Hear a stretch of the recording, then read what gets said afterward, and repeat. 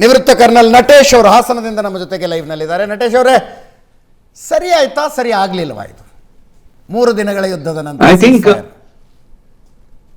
Sir, ನನ್ನ ಪ್ರಕಾರ in a highly 21st ಸೆಂಚುರಿಗೆ ಮೋಸ್ಟ್ ಸಿವಿಲೈಸ್ಡ್ ವರ್ಲ್ಡ್ ಅಲ್ಲಿ this is one of the best decision both the government has taken, sir. Okay okay.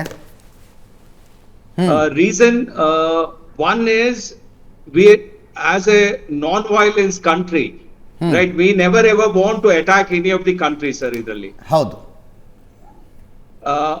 What we don't want is expansionism, right?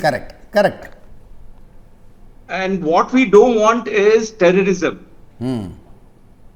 So Indian government has taken a correct stand by attacking their terrorist location and the hideouts, and I think God has given a good wisdom to the Pakistan to come for a ceasefire.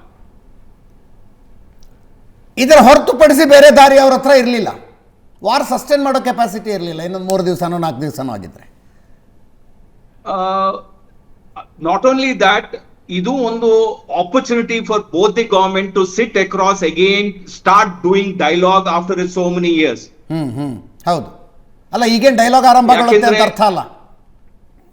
ಅಲ್ಲ, ಈಗ seize fire ಆಗಿರುತ್ತೆ, an opportunity for both of them to sit together and decide what they want in future.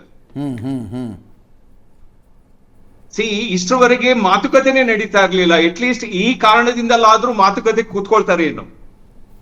ಅಲ್ಲ, ಈ operation ಸಿಂಧೂರ ಆರಂಭ ಆದಾಗಿಂದ political aim ಅಂತ ಚರ್ಚೆ ಮಾಡ್ತಿದೀವಿ. Did we achieve that aim? Definitely, sir. Reason is, we have telling Pakistan and whole world, we are not going to accept any terror attack on our country. ಹೌದು. ಈಗ ನಮ್ಮ panellist ಹೇಳ್ತಾ ಇದ್ರು, like how Israel is to do preemptive attack.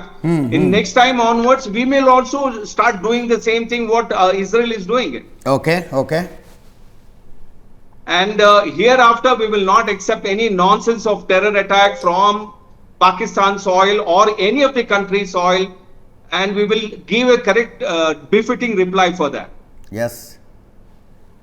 Air marshal Murali sir, political aim achieve ಆಗಿದೆಯಾ, reach ಆಗಿದೆಯಾ ಇದರಲ್ಲಿ? ಇಲ್ಲ Ajit, political aim achieve ಆಗಿಲ್ಲ, ಮಿಲಿಟರಿ ಏಮು ಅಚೀವ್ ಆಗಿಲ್ಲ. Okay. This is only a temporary ceasefire to cut down the losses. Ashte, nothing else. Political aim ಏನು? To completely destroy the terror camps. ಹೌದು. ಆಗಿಲ್ಲ. ಆಮೇಲೆ destroy the terror infrastructure. ಆಗಿಲ್ಲ.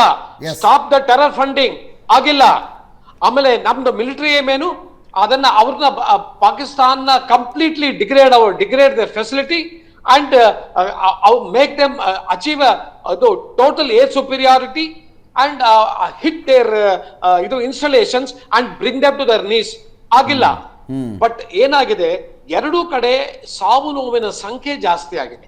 ನೀವು ಇವತ್ತು ನೋಡ್ತಾ ಇದ್ವಿ, ನಾವು ಜಮ್ಮುನಲ್ಲಿ ವಿಪರೀತ ಇದನ್ನ ಧ್ವಂಸ ಆಗೋಗಿದೆ ಎಷ್ಟೋ ಜಾಗಗಳು. ಈ ಸೀಸ್ ಫೈರ್ ಮೂಲಕ ಒಂದು ಅದನ್ನ this is a recoup measure, ಅಷ್ಟೇ, ನಥಿಂಗ್ ಎಲ್ಸ್. ಅವ್ರಿಗೂ ಬೇಕಾಗಿತ್ತು, ನಮಗೂ ಬೇಕಾಗಿತ್ತು. ಅವರು ಪಾಕಿಸ್ತಾನ ಅಂತೂ ಬಹಳ they are in a worse shape.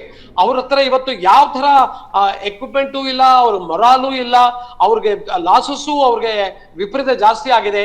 ಆಮೇಲೆ ಇನ್ನು ಬರೋ ದಿವಸಗಳಲ್ಲಿ ಇನ್ನೂ ಜಾಸ್ತಿ ಲಾಸಸ್ ಆಗುತ್ತೆ ಅಂತ ಅವ್ರಿಗೆ ಗೊತ್ತು. ನಮ್ ಕೇಪಬಿಲಿಟಿ ಅವ್ರಿಗೆ ಅರ್ಥ ಆಗಿದೆ. ಅವ್ರಿಗೆ ಅನ್ಸಿರ್ಬಹುದು, ಯಾವಾಗ mark Rubio spoke to Asim Munir. He spoke to Munir. Yes. ಇದು ನನಗನ್ಸತ್ತೆ ದಿಸ್ ವಾಸ್ ದ ಕ್ಲಿಂಚರ್ ಅಂತ ಮಾತು ನಡೀತಾ ಇದೆ. ಅಸೀಂ ಮುನೀರು ಅಸೀಂ ಮಲಿಕ್ ಜೊತೆ ಯಾವಾಗ ಮಾತಾಡಿ ಸ್ಟಾಪ್ ದಿಸ್ ಇದು nonsense, because it is not getting you.